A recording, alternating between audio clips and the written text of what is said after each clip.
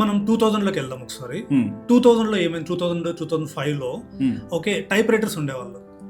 ఈ type writers నుంచి ఏం చేస్తారు, అన్ని కంప్యూటరైజ్ చేశారు. అప్పుడు బ్యాంక్ లో కానీ ఆఫీసెస్ లో కానీ టైప్ రైటర్స్ మాత్రం ఉండేవాళ్ళు. ఓకే, వాళ్ళందరినీ ఏం చేశారు, ఫుల్ ఫ్లెడ్జ్డ్ గా కంప్యూటరైజ్డ్ చేశారు. ఏది ఆఫీసెస్ కానీ బ్యాంక్స్ కానీ. అప్పుడు ఏమనుకున్నారు, టైప్ రైటర్ జాబ్స్ అన్ని వెళ్ళిపోతాయి, లేకుంటే పెన్ తో రాసేవి, పేపర్ మీద రాసేవి అన్ని వెళ్ళిపోతాయి, ఏముండదు ఇంకా. అంటే 10 మంది జాబ్స్ ఒకరే చేస్తారనుకునేవాళ్ళు. కానీ ఏమైంది, మిలియన్స్ ఆఫ్ జాబ్స్ క్రియేట్ అయిపోయినాయి. చూసారా మీరు, అప్పుడు మిలియన్స్ ఆఫ్ జాబ్స్ క్రియేట్ అయిపోయినాయి. అంటే ట్రాన్సిషన్ టైం, చేంజ్ టైంలో భయాలు ఎక్కువ ఉంటాయి.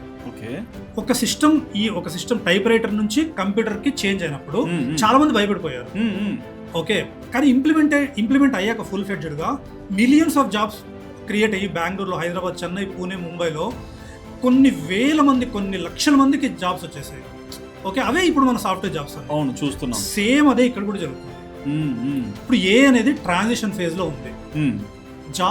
అన్ని జాబ్స్ పోవట్లేదు, జాబ్స్ చేంజ్ అవుతున్నాయి, ట్రాన్స్ఫార్మ్ అవుతున్నాయి. షిఫ్ట్ అవుతున్నాయి. ఎలా షిఫ్ట్ అవుతున్నాయి మీకు ఎగ్జాంపుల్ చెప్తాను, చెప్పండి. ఫర్ ఎగ్జాంపుల్ ఎలాంటి జాబ్ షిఫ్ట్ అవుతాయంటే data entry jobs, customer support jobs. Okay, so ఇట్లాంటి జాబ్స్, లేకుంటే రిపిటేటివ్ వర్క్స్ ఉన్నవి.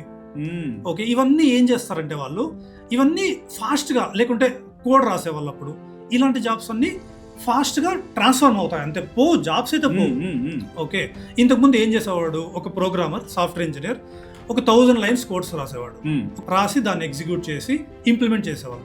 ఇప్పుడు ఏం చేస్తాడు అదే ఇంజనీర్, వాడు జాబ్ వెళ్ళదు, ఏకెళ్ళి ఏం చేస్తాడు, ఎలా ప్రాంప్ట్ ఇవ్వాలి నేర్చుకుంటాడు. ఫస్ట్ ప్రాంప్ట్ ఇచ్చాక అది కోడ్ ఇస్తుంది. ఈ కోడ్ కరెక్ట్ అని మీరు అనుకుంటున్నారా, తెలియదు.